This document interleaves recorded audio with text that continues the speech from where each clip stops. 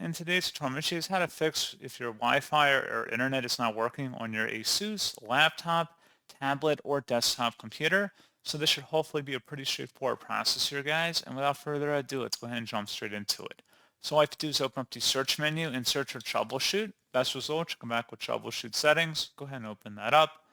Over on the right side, select additional troubleshooters, and then underneath get up and running, select internet connections, and then run the troubleshooter, and then proceed with the on-screen steps of hopefully being able to troubleshoot your internet connectivity problems. If that does not work, you can open up the search menu and type in CMD. Best result should come back with command prompt.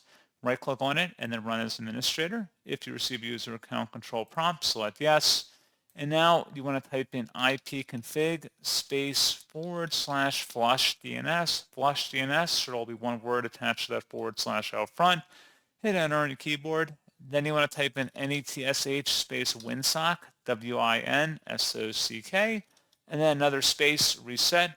Hit enter, and then restart your computer.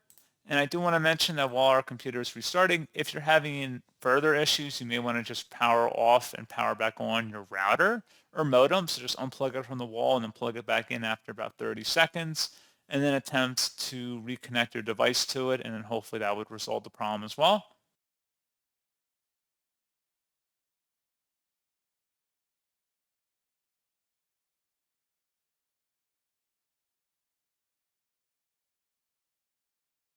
And that's pretty much it. So as always, thank you guys for watching this brief tutorial. I do hope I was able to help you out, and I do look forward to catching you all in the next tutorial.